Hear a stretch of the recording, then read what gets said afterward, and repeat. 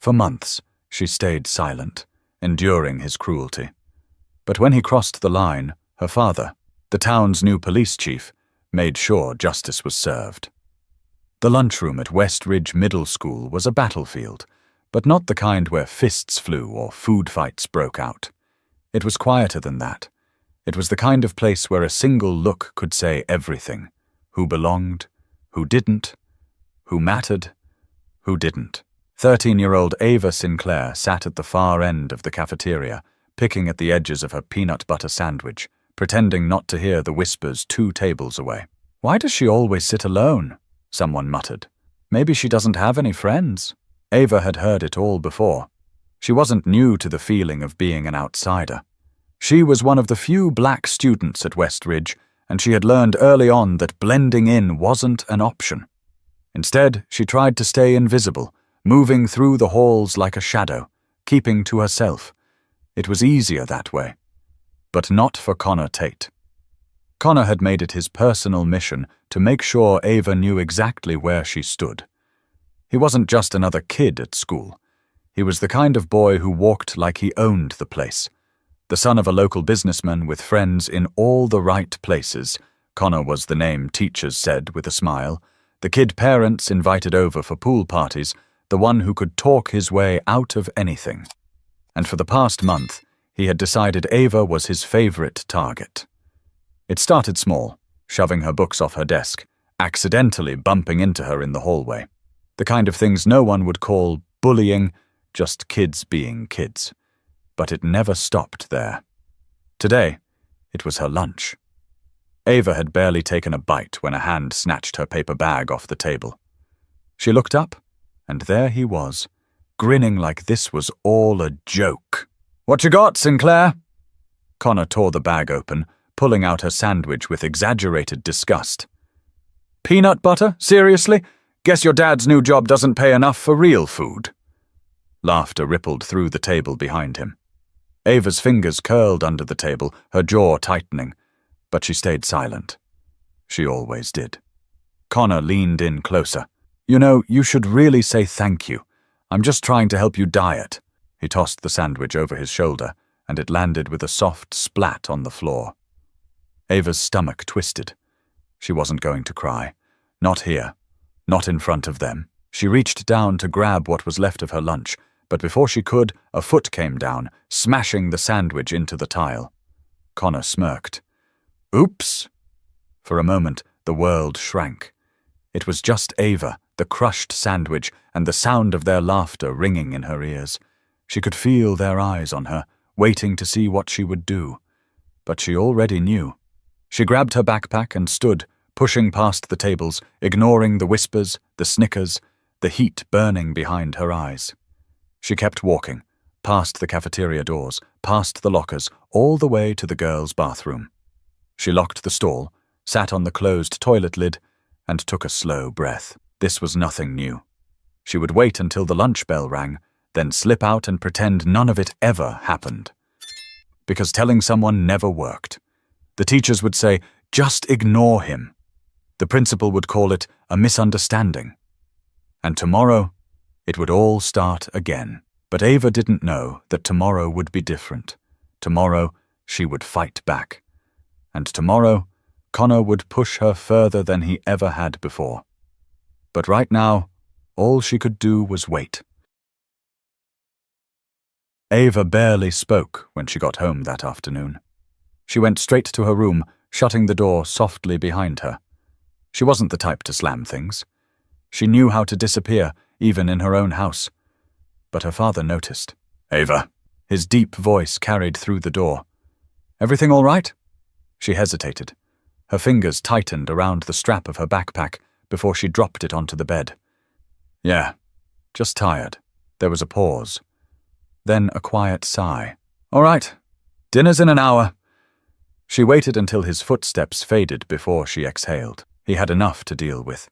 Moving to a new town, stepping into the chief's office, dealing with the mess left behind by the last guy. She wasn't about to add middle school drama to his plate. She could handle it. Except the next day, Connor made sure she couldn't ignore him. It started before first period. Ava was pulling books from her locker when she felt something slam against her back. Hard. She stumbled forward, her forehead nearly smacking into the cold metal. Laughter. She turned slowly. Connor leaned against the lockers, smirking. "My bad, Sinclair. Didn't see you there." Her fists clenched at her sides, but she said nothing. That was what he wanted. A reaction. But Connor wasn't satisfied. By lunchtime, it had spread. A rumor. She wasn't sure who started it, but she could guess. As she walked into the cafeteria, the whispers followed her. "Did you hear?" She tried to fight Connor. "No way." "Huh?" "Yeah. Swung on him and everything." Bet she cried after. She stopped in her tracks. Her mouth went dry. Connor sat at his usual table, grinning as he scrolled through his phone like none of it mattered. Her fingers curled into the fabric of her sweater. This was worse than the shoving, the stolen lunches, the tripping in the hallways. This was making sure she was alone, making sure no one wanted to sit with her, talk to her, be seen with her. And it worked. She sat alone that day, and the next, and the next. By Friday, she thought maybe he was done. Maybe he had gotten bored. She was wrong. The final bell rang, and Ava walked toward the front doors, relieved to be going home. She was halfway across the parking lot when she heard the voice behind her. "Hey, Sinclair." She ignored it, kept walking. "Where are you going? Thought we were friends." Her fingers gripped the straps of her backpack tighter. The pavement felt too open, too exposed. A hand grabbed her wrist. She jerked away, spinning around. "Don't touch me." Connor grinned, like this was all a game. "Relax. I just wanted to say hi." The boys behind him laughed. They always did. Ava's pulse pounded in her ears. "Leave me alone." Connor leaned in, his voice low. "Or what? You gonna tell on me?" Ava swallowed hard. "Thought so." He flicked her backpack strap. "You're just mad 'cause nobody cares." Something snapped. Before she knew what she was doing, Ava shoved him. Hard. Connor stumbled back a step, caught off guard. For the first time, he wasn't smirking, and that should have been the end of it, but it wasn't. Because Connor wasn't used to being embarrassed. And in that moment, he decided to make sure she never forgot it. But Ava had no idea just how far he was willing to go. Ava barely slept that night. The moment her head hit the pillow, her mind replayed the scene in the parking lot. The look on Connor's face when she shoved him. The way his friends had gone quiet for just a second before the laughter started again. She had never touched him before, never fought back. And now, she had no idea what was coming next. Saturday passed without anything happening. Then Sunday. By Monday morning, Ava convinced herself that maybe, just maybe, Connor had decided to move on. She should have known better. It started with the stares, then the whispers. By third period, the snickers had turned into something else. As she walked down the hallway, students turned their phones toward her, pretending to be looking at something funny. Some pointed. Some laughed under their breath. Others just shook their heads like they knew something she didn't. Ava's stomach twisted. She slid into her desk in English class, eyes glued to the scratched-up surface, trying to block out the murmurs around her. Then a voice from behind her. "Nice photos, Sinclair." Ava's head snapped up. Lena Carmichael, one of Connor's friends, was smirking as she tapped on her phone. Ava's chest tightened. Her own hands fumbled for her phone in her backpack. When she unlocked it, her notifications were flooded. Her breath caught in her throat. It was a picture of her, taken in the school parking lot when she had shoved Connor. But someone had edited it. In the new version, Ava's face was twisted with exaggerated anger, and bold red letters had been slapped across the top. "Psycho Sinclair can't control herself!" Her fingers trembled, and there were comments. Dozens of them. "Wow, she looks unhinged. No wonder she has no friends. Connor should have hit her back. I heard she tried to scratch his face." It wasn't just a rumor now. It was something worse. Something people could see. And believe. Ava's throat closed. She forced herself to swallow. She wouldn't cry. Not here. Not in front of them. Lena leaned forward again, voice syrupy sweet. Connor says you have a temper problem. Maybe you should get some help. Ava's pulse hammered. She stared straight ahead, her nails digging into her palm. She had never felt so humiliated in her life. By lunchtime, everyone had seen the picture. By the time school let out, it was all anyone talked about. And by the time Ava made it home, she was ready to disappear. But when she walked in the front door, her father was waiting, and he had his phone in his hand. Ava. His voice was steady. Too steady. Sit down. Her stomach twisted. She sank into the couch, her backpack still on her shoulders. Her father turned the phone toward her. It was the same photo. The same words. His face was unreadable. You want to explain this to me? Ava's heart pounded. I didn't do anything. I know. His eyes darkened. I also know exactly who did. A lump formed in her throat. Dad, please. But he wasn't listening anymore. He was already dialing a number. And in that moment, Ava knew that Connor had finally messed with the wrong person. Ava's father wasn't a man who yelled. He didn't slam doors or make threats. When he was angry, he got quiet. And right now, the silence in the living room was thick enough to suffocate. He held the phone to his ear, his expression unreadable. Ava watched as he spoke, his voice calm but firm.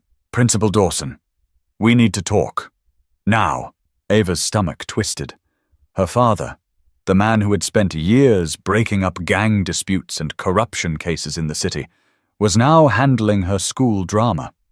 And he wasn't treating it like drama at all. She could hear the muffled voice of Principal Dawson on the other end. Something about looking into it. Something about kids being kids. Her father's jaw tensed. No, we're not going to look into it. We're going to fix it today. Ava sat frozen. She had never seen him like this. Within an hour, they were in his car, driving to West Ridge Middle. The building looked different in the evening light. Emptier, quieter. As they walked in, Principal Dawson was already waiting by the front office, arms crossed over his chest. Chief Sinclair, he greeted with a forced smile. I understand you have some concerns. Her father didn't bother with small talk. Connor Tate has been harassing my daughter for over a month, and now he's spreading false accusations about her online. He pulled out his phone, holding it up. This is what I want removed. The principal shifted uncomfortably. Now, Chief, let's not blow this out of proportion. I spoke with Connor's parents, and they assured me, I don't care what his parents assured you. Her father's voice was steel. I care about what he did. The principal hesitated. We don't want to punish a student for... Her father stepped forward, lowering his voice. Do you know what my job is, Dawson? I enforce the law. And last I checked, cyber harassment and targeted bullying fall under some serious categories. He paused. But you know what's worse? A school that turns a blind eye to it. Ava watched as the color drained from the principal's face. I'll talk to the Tates again. Her father didn't move. You'll do more than talk. You'll make sure that picture is taken down. You'll make sure this doesn't happen again. And you'll hold Connor accountable. Ava had never seen Principal Dawson look nervous before. But right now, he did. That's when the office door opened and Connor Tate walked in, followed by his parents. His father, Richard Tate, was a man with a presence. Broad shoulders, expensive suit, the kind of man who owned country clubs and golf courses. His mother was smaller, wearing a tight smile that never reached her eyes. Connor, though, had lost his smirk. Chief Sinclair, Richard said smoothly. I don't see why this had to become a whole spectacle. Her father didn't blink. Your son made it one. Mrs. Tate let out a sharp laugh. Come on, they're just kids. They push each other, roughhouse. This is all so unnecessary. Ava felt her fists clench. Unnecessary. Her father took a slow breath before speaking. If my daughter had done to your son what he did to her, would we be standing here? Or would you already have a lawyer lined up? Mr. Tate's jaw twitched. Now let's not make this about... It is about something. It's about power. It's about what you let your son get away with. And it ends here." Connor shifted uncomfortably, eyes darting toward his parents. Her father turned to Principal Dawson. "What's the school's official response?" The principal hesitated, glancing at the Tates before clearing his throat. "Connor will be suspended, effective immediately." The room went silent. Mrs. Tate gasped. "Suspended? For what? A stupid joke?" Mr. Tate's face darkened. "You can't do this! Do you know who I am?" Her father didn't blink. "Do you know who I am?" The room felt colder. Mr. Tate's mouth pressed into a thin line. "This isn't over." Ava's father didn't flinch. "You're right, it's not." Connor swallowed hard. He wasn't grinning anymore, but this time he was the one who looked afraid. Connor Tate didn't show up to school the next day, or the day after that. By the end of the week, the rumors had started. "I heard his dad tried to fight the school board over his suspension."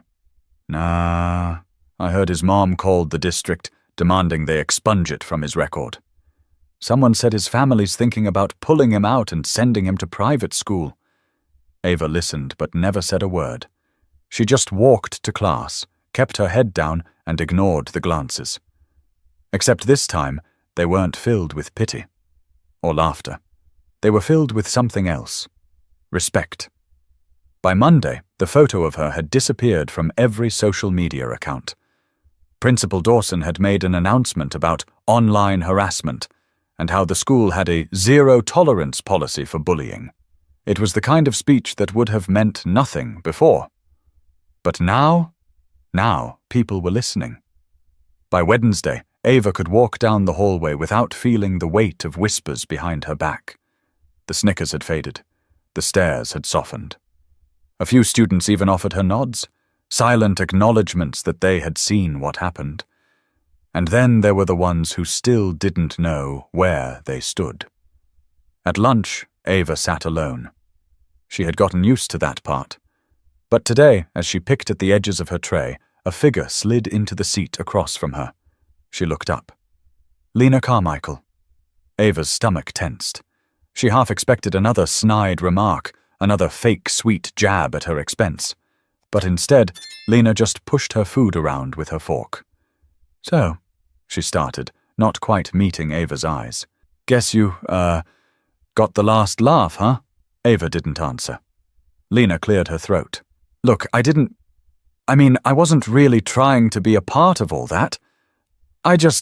Ava let her fork clink against the tray. "You just laughed." Lena winced. Ava didn't have the energy for this. She picked up her tray and stood. Lena shifted uncomfortably. "He had it coming, you know." Ava turned back. Lena finally looked at her. For the first time, there was no smirk, no arrogance, just something else. Guilt. Ava didn't say anything. She just walked away. Because today, for the first time in a long time, she had a choice. She wasn't the one hiding anymore. Connor Tate was. And maybe, just maybe, that meant something had finally changed. But Ava wasn't done yet. The next evening, she sat at the kitchen table while her father poured himself a cup of coffee. "How's school?" he asked, like it was any normal day. Ava shrugged. "Better." He raised an eyebrow. "Just better?" She smirked. "Well, better than it was last week." A ghost of a smile crossed his face. "That's good." He took a slow sip of his coffee. "You know, I'm proud of you." Ava blinked. "For what?" "I didn't do anything." Her father set his mug down. "You stood up for yourself." She hesitated. "I shouldn't have had to." His expression softened. "No, you shouldn't have." Ava exhaled, staring at the grain of the wooden table beneath her hands. "What happens to Connor?" Her father leaned back in his chair. "That's up to him." Ava frowned. "What do you mean?" Her father studied her carefully. "Actions have consequences. He's learning that now. Whether he changes or not, that's on him." She thought about that. For so long, Connor had seemed untouchable. He had the right friends, the right family, the right last name. He walked through the world like nothing could ever touch him. But he had been wrong. Ava wasn't afraid of him anymore. And maybe, just maybe, That was the real victory, because this time, when she walked into school, she wasn't the one looking over her shoulder. Ava never saw Connor Tate again. By the time the week ended, his family had pulled him out of school. Some said he was transferring to a private academy in another district. Others whispered that his father had pulled some strings to enroll him in a boarding school out of state. Either way, he was gone. And for the first time in a long time, Ava could breathe. But just because Connor was gone didn't mean things were suddenly perfect. The damage had already been done. The weight of his cruelty, the months of humiliation, it didn't just vanish overnight. There were still the stares, the hushed conversations that stopped when she walked by, the students who didn't know whether to pretend like nothing had happened or acknowledge that everything had. But Ava wasn't waiting for their approval anymore. Instead, she did something she never would have dared before. She raised her hand in class, spoke up when she had something to say, looked people in the eye when she passed them in the halls.